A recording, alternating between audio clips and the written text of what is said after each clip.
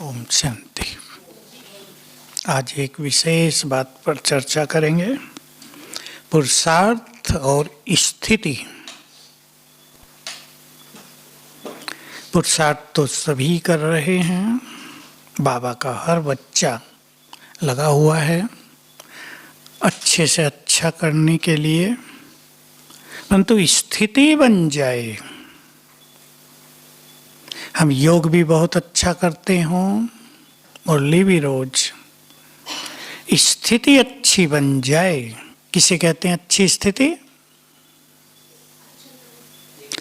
अचल डोल एक रस। थोड़ी छोटी बातें बताओ, ये तो ज्यादा बड़ी हो गई। नहीं, ये तो अचल एक ही बात हो गई। मन शांत हो, कम से कम क्रोध तो रुके। ऐसा ना हो योग बहुत कर रहे हो और बाहर आते ही धमाका। ऐसा कईयों के साथ हो जाता है, बाहर निकले छोटी बात हुई धमाका शुरू। एक बात, चित्त शांत हो। जीवन कैसा हो? सरल। और दूसरा क्या बोला? संतुष्ट। ये स्थिति है, ये श्रेष्ठ पुरुषार्थ की पहचान है कि जीवन सरल हो, हम संतुष्ट हो जाएं। एक अच्छा पुरुषार्थी यदि व्यर्थ बातों में रहता हो तो लोग मानेंगे? व्यर्थ में कोई रुचि न हो, शुभ भावनाएं। और सोचो, स्थिति किसे कहते हैं? भाई इनकी स्थिति बहुत अच्छी है। आप अपने पंडवन वाले 2-4 लोगों को देखो, जिनका पुरुषार्थ ज्यादा नहीं है पर स्थिति बहुत अच्छी है।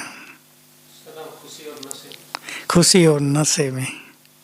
कुछ लोगों की बिना पुरुषार्थ के स्थिति अच्छी होती है, और कुछ लोग बहुत अच्छा योग करने के बाद भी गरम रहते हैं, गरम दल के रहते हैं। पता आपको गरम दल और नरम दल? 2 दल हो गए थे, एक सुभाष चंद्र बोस के नेतृत्व में, उसको गरम दल बोलते थे। महात्मा गांधी के नेतृत्व में उसको नरम दल बोलते थे। सुभाष चंद्र कहता था नहीं, लड़कर इनसे लेना है। महात्मा गांधी कहते थे नहीं, लड़के नहीं लिया जा सकता, ब्रिटिश साम्राज्य सारे संसार में फैला हुआ है। तो और बोलो, श्रेष्ठ स्थिति किसे कहा जाएगा? प्योरिटी बहुत अच्छी हो, अहंकार खत्म होता जाता हो, मन शीतल निर्मल होता जाता हो, ये अच्छी स्थिति है। बोल कैसे हो? क्योंकि बोल तो प्रैक्टिकल चीज है। हमारे बोल बहुत सुखदायी, स्वीट, तो ये अच्छी स्थिति में आएंगे। व्यवहार प्रैक्टिकल चीज है। कर्म और व्यवहार में नम्रता भी, स्नेह भी, बोलो, निरहंकारिता भी, एडजस्टेबल भी, अपनापन भी, ये सब अच्छी स्थिति के लक्षण हैं। कर्म, मान लो कोई बाहर है, यहाँ वालों की तो बात नहीं है, कोई बाहर है, बिजनेसमैन है, बड़ा अच्छा पुरुषार्थ, सेवा, सवेरे उठना, मुरली सुनना, सब अच्छा है, लेकिन बिजनेस में दूसरों की जेब काटता हो, कैसा रहेगा? करते हैं ऐसे बहुत बिजनेसमैन वाले। भक्ति का बाबा उदाहरण देते थे, बहुत अच्छे भक्त मिलेंगे, बड़ा सा तिलक लगा के दुकान में बैठेंगे, लोग समझेंगे बड़ा भगत है, यहाँ से लेंगे माल और सारा काट लेगा। बाबा भी सुनाते थे। तो ये हमारी श्रेष्ठ स्थिति है। तो हम योग करें और इन धारणाओं पर भी ध्यान दें। इसलिए बाबा ने हमें एक बात बहुत अच्छी तरह समझाई है, चारों सब्जेक्ट को साथ लेकर चलो। ज्ञान का बल हमें ये धारण करने में सबसे ज्यादा मदद करता है। अगर ज्ञान का बल कम है तो धारणा नहीं होती है। और योग में बैठते हैं, हमें लगता है कि ये बहुत योग करते हैं। अगर मनुष्य का योग बहुत अच्छा हो तो क्या दिखाई देगा? कोई 1 घंटा योग करके आया और वो बाहर निकला है, चित्त शांत होगा या नहीं? यहाँ भट्टी भी चलती है, एक घंटा बैठते हैं, थोड़ी वॉल्यूम अप, 1 घंटा बैठते हैं तो ऐसा थोड़ा ही बाहर जाते ही तेज आवाज में बोलने लगेंगे, वाणी भी शांत हो जाती है ना, ऑटोमेटिक है ये। तो हम सभी इन चारों सब्जेक्ट पर बहुत ध्यान देंगे, क्रोध पूरी तरह समाप्त होता चले। और मैं जिस चीज पर अंडरलाइन कराना चाह रहा हूं आजकल सबको, यही नहीं अपने सहित सारे संसार को, अब संसार में भय बहुत बढ़ता जाता है और बढ़ेगा या घटेगा? बढ़ेगा। हमारे यहाँ नीचे भी एक को कोरोना हुआ 5-7 दिन पहले, रिपोर्ट पॉजिटिव थी। आज कहते फिर जो चेकअप कराया था फिर पॉजिटिव आ गई। तो ये भाई इतना भयभीत है, लोग बता रहे थे, कोई सोच नहीं सकता। क्योंकि कल्पनाएं ये थी ना, अब निगेटिव आ जाएगी, 2 को हो गया, नीचे 1 को आज और हो गया। तो भय मैंने पहले भी सुना है, आप लोग ज़्यादा जानते हैं, आता रहता है टीवी पर, लोग कोरोना से कम भय से ज़्यादा मर रहे हैं। क्योंकि भय किसी भी चीज को सीरियस कर देता है। जब हम बहुत भयभीत होते हैं, देखो पीले हो जाते हैं ना भय में, क्योंकि ब्लड सारा रुक जाता है, गड़बड़ हो जाती है। इसलिए हमें निर्भय बहुत बनना है। कैसे बनेंगे जरा इस पे चर्चा कर लें। सबसे ज्यादा भय किस चीज का होता है? मृत्यु का। मच्छर को भी आप मारने लगो, कैसा जान बचाता है? भय का बीज ही है मृत्यु। और मृत्यु के बारे में हमें बहुत क्लियर कर दिया है बाबा ने। क्या बोलो?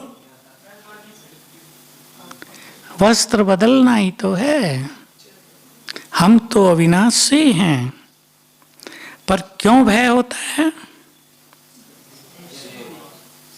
सोचो अभी, भय मरने वालों को कम, जिंदों को ज्यादा।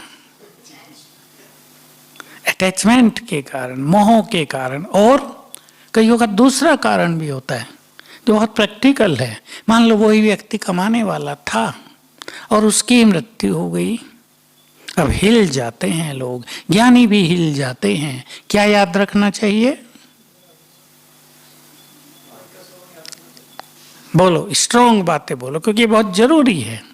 किसी का कमाने वाला, घर चलाने वाला ही चला गया, अब उसको 3 बच्चे हैं, युगल है, उसको बेचारी को परेशानी तो होगी। लेकिन क्या याद रखेंगे अगर ज्ञानी है तो? बाबा हमारा साथी है, वो कोई ना कोई मार्ग निकाल देगा। निकलते हैं मार्ग। बच्चे अपना भाग्य लेकर ही आए हैं। हो सकता है कोई आत्मा उनमें से बहुत भाग्यवान हो, उसके कारण सारे परिवार की पालना होती रहे। तो अगर बाबा पर विश्वास रखते हैं, यहाँ डामाडोल हो रहा है और होता है और आगे ज्यादा होगा, बाबा पर विश्वास। लोग भूल ही जाते हैं कि बाबा भी है। 10 साल से ज्ञान में चल रहे, मैं उनसे पूछा करता हूँ, 10 साल से चल रहे हो सचमुच, या बैठे थे? ज्ञान में चल रहे हैं, चल रहे हैं या बैठे ही थे या सोए हुए थे? तो पता चलता है कि बस ऐसे ही थे। ज्ञान का बल हमारे पास होना चाहिए। कर्म भी अच्छे हों, लेकिन बाबा ने तो कितनी बात कह दी, सारे बोझ मुझे देकर बेफिक्र बादशाह बन जाओ। पिछले संडे की मुरली थी ना शुरू में यही। लेकिन बेफिक्र बादशाह बनना, ये वही बन सकते हैं जो बादशाह थे, बाकी के बस का तो नहीं है मुझे लगता है। क्या विचार है आप लोगों का? सहज है काम बेफिक्र बादशाह बनना? और भी कई कई परिस्थिति आ जाती है। मैं 2 बातें सुना रहा था अभी छोटे लाल भाई को, आपको भी सुना देता हूँ। भय से बचना है हमें। ये बिना कारण भी पैदा हो रहा है। आते हैं रोज मेरे पास, कम से कम 2-3 फोन अगर मैं खोलूं तो बह के आ रहे हैं आजकल। एक माता के घर में जो काम करने वाली थी उसके भाई को बुखार हो गया, परसों की बात है, यहाँ नहीं, घर में नहीं, नौकरानी के भाई को बुखार हो गया। और ये जो मालकिन है अति भयभीत, मुझे फोन किया, बहुत डर लग रहा है। मैंने कहा क्यों, बुखार तो उसको, कितने दूर है वो आपसे, 4-5 किलोमीटर दूर है, वहां से बुखार आपके घर में आ जाएगा क्या? बहुत डर लग रहा है मुझे। क्यों डर लग रहा है? मैंने कहा ये तो बताओ। पता नहीं क्यों, पर डर लग रहा है। ये स्थिति एक की नहीं, लाखों की हो गई है दुनिया में। कुछ लोगों को डरा रही हैं, मैंने डरा रही हैं बोल दिया। कौन? भटकती आत्माएं। क्योंकि कोरोना की ही देन है ये भी। बहुत आत्माएं भटक रही हैं, जो नहीं मानते थे उन्हें मानना पड़ेगा कि तो सत्य है। ऐसी ऐसी घटनाएं हो रही हैं परिवारों में किसी किसी के साथ कि कुछ नहीं कर सकते, वो मानना ही पड़ता है। ये आत्माओं का ही फैक्ट है। दूसरी भी घटना सुने, देखे ज्ञान में कैसे लोग कमजोर पड़ जाते हैं।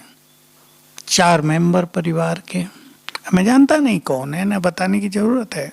4 मेंबर, एक को पता चला कि कोरोना हो सकता है। सैंपल गया, 2 दिन में रिपोर्ट आ गई। तब तक ये 4 लोग थे, चारों को अलग अलग रख दिया गया।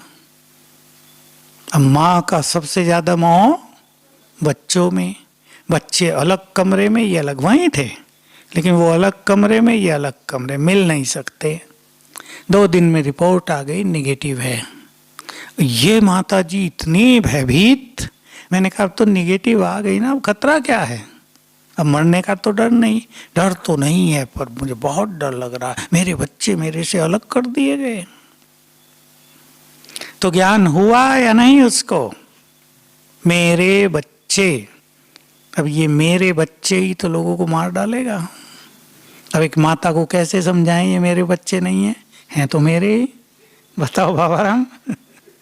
एक माँ को कैसे समझाएं कि तुम्हारे नहीं है? बोलो बहने बोलो, हंस रही है। मैं इसलिए दूसरे ढंग से कहे हैं तो उसी के बेचारी के, और उसको चिंता भी होगी बच्चों की, लेकिन है तो वही ना, बीच में दीवार ही तो है। बोलो माता जी क्या समझाएंगे? आपको अनुभव होगा ना। आपको किसी को समझाना पड़े तो क्या कहोगी? ये बाबा के हैं, वो संभालता है सबको। मैं तो देख रहा हूं आजकल साक्षी होकर, भगवान को जानना ये अच्छे अच्छे ज्ञानियों से नहीं हो रहा है। मैं ज्ञानियों की बात कर रहा हूँ, जिनको ज्ञान नहीं है उनकी तो बात ही नहीं। वो तो भगवान को जानना मानना इस सबसे दूर है आजकल। लेकिन जो अच्छे ज्ञानी हैं, 10-10 साल चलने वाले, वो बाबा को जानते नहीं हैं। सोचते हैं बस बाबा को याद करना है, इससे आगे ज्यादा कुछ पता नहीं होता। ये बाबा के द्वारा दिया गया ज्ञान बहुत ही गुह्य है। और बाबा ने ये कह दिया था, मैं कई बार सुनाई है ये बात, एक ही बार सुनी है मुरली में, दोबारा नहीं सुनी, पता नहीं कहाँ चली गई। और ऐसे नहीं, हवा से सुन ली थी। हम लोग 4-5 भाई दादी के पास गए थे कमरे में, बहुत पहले की बात है, कि दादी इसका मतलब क्या है जो आज बाबा ने कहा, जब तुम मुझे संपूर्ण रूप से जान जाओगे, भगवानोवाच, चिंतन करना इस बात पर, जब तुम मुझे संपूर्ण रूप से जान जाओगे तो तुम संपूर्ण बन जाओगे, तुम्हारा शरीर ही छूट जाएगा। यानी इतने मगन हो जाएंगे हम उसके प्यार में, उसकी याद में, इतने निश्चिंत हो जाएंगे अपना जीवन उसको समर्पित करके कि कोई चिंता नहीं रहेगी, कोई बात ही नहीं रहेगी फिक्र की। वो क्या क्या कर रहा है हमारे लिए, जिसने उसको सब कुछ दे दिया। सोच के देखो, जिसने उसको सब कुछ दे दिया उसके लिए वो क्या क्या करता होगा। बैठे हैं ना यहाँ बहुत सब, क्या क्या दे दिया आपने उसे? उत्तर सुशील भाई देंगे। कुछ रहा ही नहीं। एक सुंदर उत्तर दो। एक सुंदर उत्तर दो। अपने को ही उसे दे दिया, लो हम ही तुम्हारे, चाहे चटनी बना के खा लो हमारी। दे दिया ना सबने, बहुत बैठे हैं ना समर्पित। वो हमारे लिए क्या क्या करता होगा ये हम नहीं जानते। उसके यज्ञ में स्वाहा कर दिया हमने अपने को। हमारा कुछ भी हमारे लिए नहीं, उसकी सेवाओं के लिए। ये छोटी बात नहीं है। धन दे देना ये कोई इंपॉर्टेंट बात नहीं भगवान के लिए। उसके लिए है किसने क्या दिया, उसके पीछे उसकी भावनाएं, समर्पण भाव, प्यार कैसा है, इस पे राजी है वो। तो वो बहुत कुछ करता है हमारे लिए, उसको हम जानते चलें। और जानेंगे कैसे उसको? 2-3 बातें बता दें। हमें उसको संपूर्ण रूप से जानना है। हमें यह भी जानना है उसकी क्या प्लानिंग है इस युग को बदलने के लिए। सबसे गहरी बात है ये, जो संसार में कल्पनाओं में भी नहीं है किसी के। बुद्धिमान सन्यासी महामंडलेश्वर शंकराचार्य किसी की समझ से भी बाहर, उन्हें तो पता ही नहीं कि भगवान युग बदल रहा है। वो तो सोचे बैठे, जिसको बाबा कहते हैं अंधकार में सो गए हैं। क्या सोचकर? लाखों साल अभी तो कलयुग चलेगा, चलने दो। अंधकार में सो गए ना, अज्ञान अंधकार में। वो युग बदल रहा है और उसने अपना युग बदलने का लंबा चौड़ा काम पूरा भी कर लिया है। कितनी बड़ी चीज हो गई। और संसार के उन लोगों को पता नहीं जो भगवान के लिए जी रहे थे अब तक। केवल कुछ महान भाग्यवान आत्माएं हम सब उसको पहचान सके, उसकी प्लानिंग देख सके, उससे मिलन मना सके, इन आंखों से जी भर के देख सके ना उसको। बाबा एक कैसा माहौल होता था। शांतिवन की चीजें तो मुझे याद रहती हैं। कितनी बड़ी सभा और कैसे वाइब्रेशंस। वो एक गीत है ना, तुमको निहारने को दिल च, मुझे बहुत प्यारा लगता है जब उसमें लाइन आती है, बहुत समय के बाद मिले हो, पल को बंद न होना। भगवान बैठा है ना सामने, पलकों से बात की जा रही, बंद न होना। अब ये देखते रहे सीन, भगवान बैठा है सामने, उसकी सारी लीलाएं देख ली ना। तो कैसे जानेंगे उसको? वो उसको जान सकेंगे जो स्वयं को जानते जाएंगे। स्वयं को जानना ये भी गुह्य राज है। मैं आत्मा हूं, ये पहला कदम है जानने का। 100 कदम उठाने हैं। स्वमान का अभ्यास जैसे जैसे बढ़ता जाएगा, आत्मा की शक्तियों को जैसे जैसे हम पहचानते जाएंगे, हम स्वयं को जानते जाएंगे।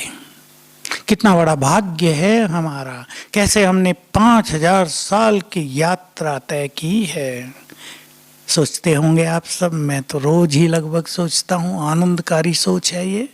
कैसा सुंदर समय आया, हम एंड में आए तो भगवान आ मिला हमसे। कितना अच्छा हुआ। सोचा नहीं था कि कभी ऐसा होगा कि जीवन की यात्रा में भगवान हमारा साथी बनकर चलेगा, हमें गाइड करेगा, हम फिर से उसी स्थिति पे ले जाएगा जिस पर हम थे कभी। अपना सब कुछ देने आ जाएगा, हमें क्या से क्या बना देगा। एकदम 0 पर पहुंचो हुए को 100 पे ले जाएगा। कैसा सुंदर समय आया। बाकी लोग तो आएंगे तो ओह प्रभु तेरी लीला ही गाएंगे। तुमने क्या क्या किया इस संसार में, हम कहाँ सोए हुए थे। करोड़ों करोड़ों लोग यही गाएंगे ना, यही सोचेंगे अब उनको ही देख लें जिन्होंने भगवान को देखा है, उनको ही देख के तृप्त हो जाएं। दर्शन किया करेंगे, दर्शन करने ही आएंगे। तो स्वयं को जानते जाना, अपने महान भाग्य को पहचानते जाना, अपने अंदर छुपी हुई शांति की शक्ति को जान लेना। जो शक्तियां उसने 8 हमें दे दी हैं, वरदान दे दिए हैं, संपूर्ण पवित्रता का वरदान दे दिया। इन सब को रियलाइज कर लेना, स्वीकार कर लेना, यह स्वयं को जानना। हमारे संकल्पों में कितनी ताकत है ये जान लेना।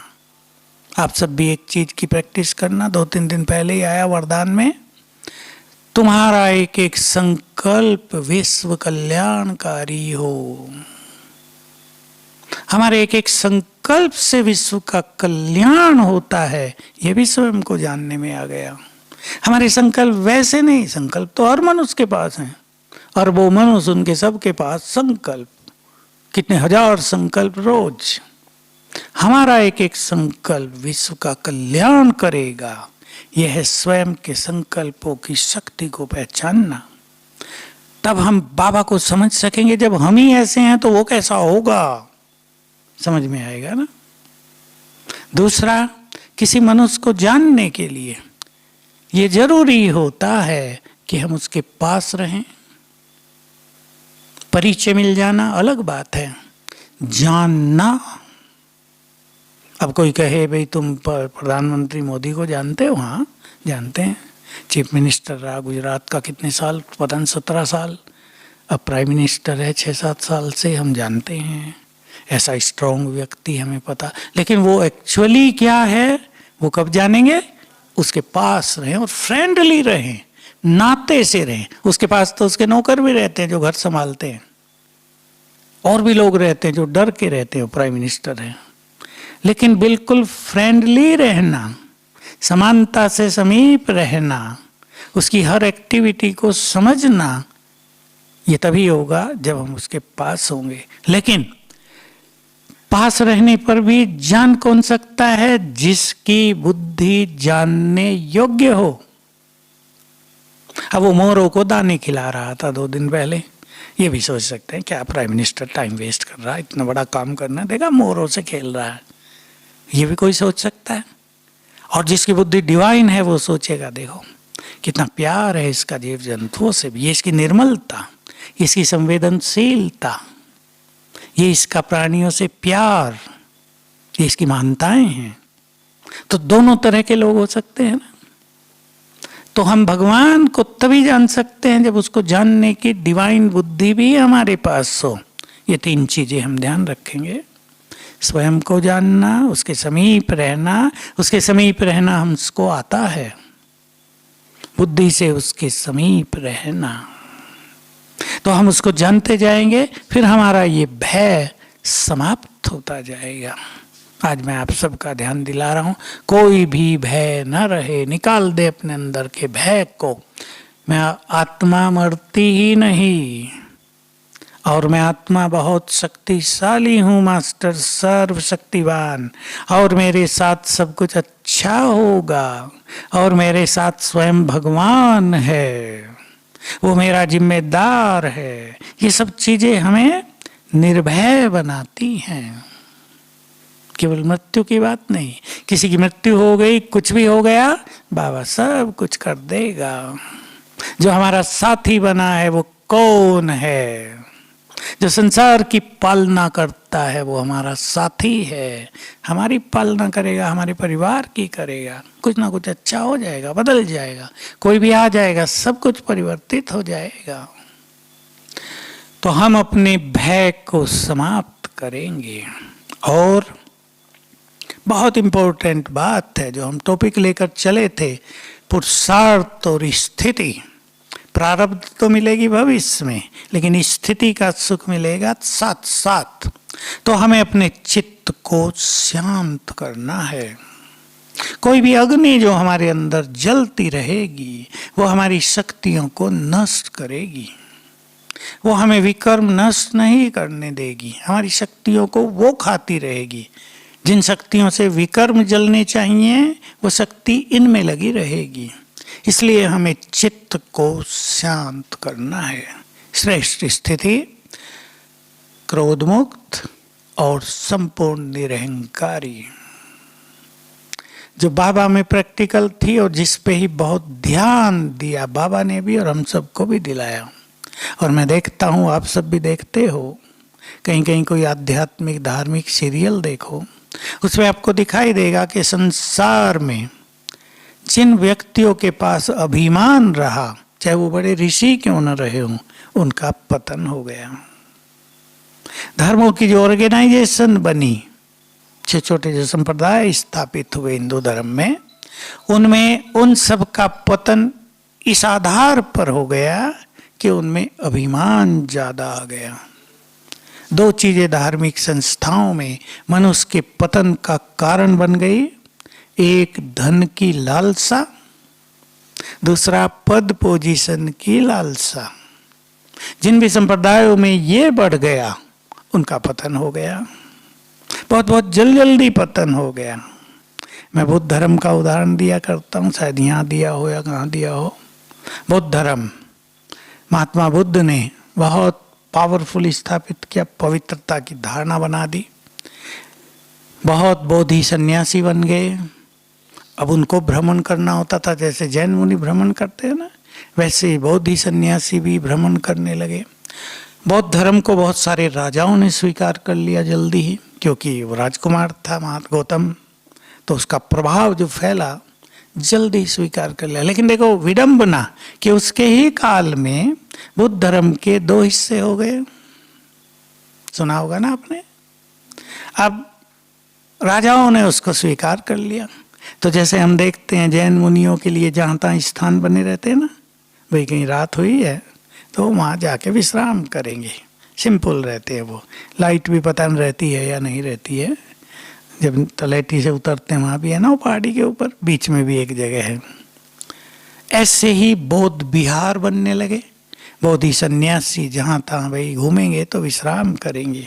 अब राजाओं ने बौद्ध विहार शुरू किए बनवाने, तो राजाओं के बौद्ध विहार माना सब सुख सुविधाएं उनमें, अच्छा खान पान की व्यवस्था। तो क्या हुआ, क्या हुआ होगा बोलो। ये सभी सन्यासी ऐसो आराम में रहने लगे। अब सोचा यार चल चल के थक जाते, भटक जाते, थोड़ा और दिन रह लो बौद्ध विहार में ही, 3 दिन क्यों, थोड़ा 6 दिन रह लेते फिर चलेंगे।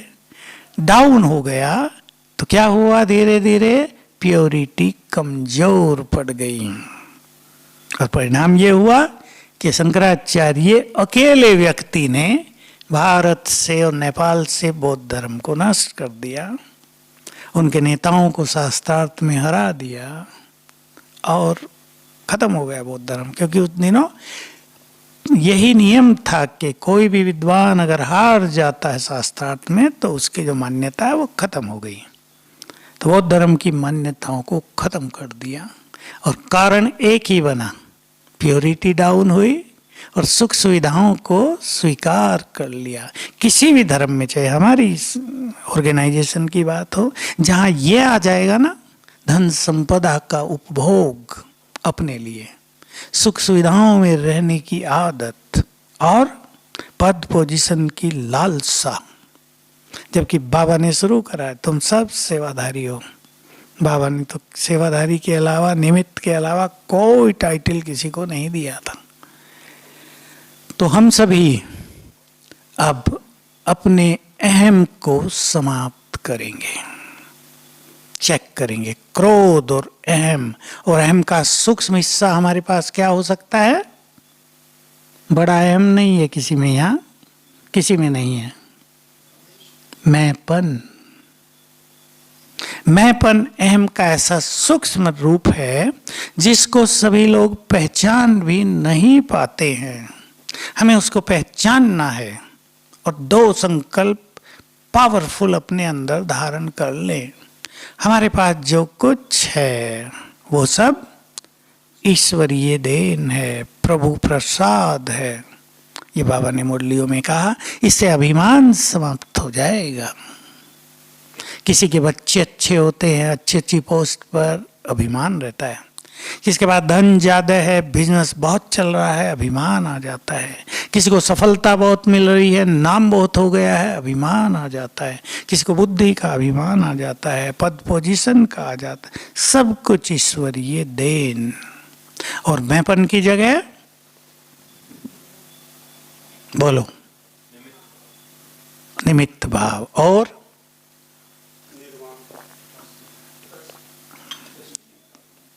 और थोड़ा सोचो, मैं उदाहरण देता हूं। किसके पास कोई डिपार्टमेंट है, वो डिपार्टमेंट का इंचार्ज है, उसमें मैंपन रहता है, मैं हेड हूं, कैसे दूर करेंगे? आपने उत्तर दे दिए, निमित्त हूं, निमित्त। ये सेवा मिली है मुझे, और सेवा क्यों मिली है? बोलो। दूसरों को सुख देने के लिए, इसीलिए मिली या नहीं?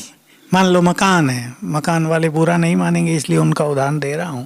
अब मकान है, उसके इंचार्ज हैं, मकान खाली पड़ा है और कोई आ गया बेचारा और वो कहीं नहीं मिलेगा बिल्कुल भी, तो कैसा लगेगा? तो मकान तो रहेंगे हैं, उसको कोई उठा के नहीं ले जाएगा, लेकिन अगर किसी को सुख मिल जाए कितना अच्छा हो। बाबा राम को याद होगा, बाबा राम आ गए थे या नहीं मुझे पता नहीं, जब यज्ञ में मकान बहुत कम थे, सुखधाम भी आपका नहीं बना था, उधर विज्ञान भवन भी नहीं बना था, तो हम लोग जो लाइट हाउस के 10 कमरे हैं ना, 10 कमरों में हम 50 लोग रहते थे। तब 50 तो यज्ञ में नहीं थे, कुछ खाली थे। तो दादी क्या कहती थी कि सीजन आ गया है, सभी अपने अपने कमरे खाली कर दो, कहीं भी सो, फ्री कर दिया था। तो बरामदे में खाट डाल लेते थे। एक बार तो बरामदे भी हटा दिए हमारे, वहाँ भी पार्टी रखनी है, कहीं भी सो, और हम लोग खुश होते थे। मैं तो अपने सब साथियों को कहता था ये हमारा छोटा सा त्याग। एक कमरे में 10 लोगों को रखा जाता था, अब 10 कमरों में 100 आ गए। 100 लोग भगवान से मिलेंगे हमारे त्याग के कारण। भगवान से मिलने का सुख कितना बड़ा होगा। सब मजे से छोड़ देते थे कमरे, आनंद पूर्वक। कोई छत पे सो रहा, कोई बरांडों में सो रहा, कोई कहीं भी सो गया, अपने डिपार्टमेंट में जाके सो गया। तो ये एक भावना बहुत बड़ी चीज है ना, सुख देने की भावना। बाबा की पिछली मुरली में हम सब सुन चुके हैं, परमात्मा दुआएं किसको मिलती हैं। जस्ट मैं इशारा कर रहा हूँ, लास्ट की मुरली थी ना, पहले बेफिक्र बादशाह पे, लास्ट में वो बीच में विदेशियों से बात की। तो जो भगवान की हर श्रीमत का पालन करते, उसमें 4-5 गिना ही बाबा ने, अमृत वेले से लेकर सुख देना, किसी को दुख न देना, आज्ञाओं पे चलना, एक बाप दूसरा न कोई, ये करना। तो हम परमात्मा दुआओं के पात्र बन जाते हैं। तो सभी बहुत ध्यान देंगे, योग अभ्यास के साथ, श्रेष्ठ पुरुषार्थ के साथ स्थिति भी दिव्य बनती चले। क्योंकि अगर पुरुषार्थ बहुत अच्छा हो रहा हो और स्थिति न बन रही हो तो इतना मजा नहीं आएगा। क्योंकि लोग तो हमारी स्थिति को देखेंगे ना, हमारे चेहरों से ही तो सब कुछ दिखाई देगा, हमारे व्यवहार से दिखाई देगा। सबसे ज्यादा दिखाई देता ही है व्यवहार से, बोल से। हमारे बोल में नम्रता हो, मिठास भी हो, अपनापन भी हो, सुख देने की भावना, दूसरों को आगे बढ़ाने की इच्छा हो, तो हमारे बोल भी गायन योग्य बन जाते हैं। तो सभी इस पे चिंतन करेंगे। हमारे पास ज्ञान का बल बहुत होना चाहिए ताकि भय समाप्त हो जाए। आप तो यहाँ निर्भय हैं सभी, लेकिन आपके परिवारों में कुछ भय हो सकता है। वाइब्रेशंस देखकर उन्हें भी निर्भय बनाना है। यहाँ तो हम सभी बाबा की छत्र छाया में ऐसे रहेंगे, ऐसा खेल चलेगा आगे। बाबा ने कह दिया था कि तुम्हें पता भी नहीं चलने देगा बाबा के कब विनाश हो गया। ऐसा साक्षात्कार में मगन रखेगा, सेवाओं में ऐसा बिजी रखेगा कि और कुछ सोचने का मौका नहीं मिलेगा। तो बहुत सुंदर समय आ रहा है, अपनी स्थिति को अचल अडोल बनाते रहेंगे। ओम शांति।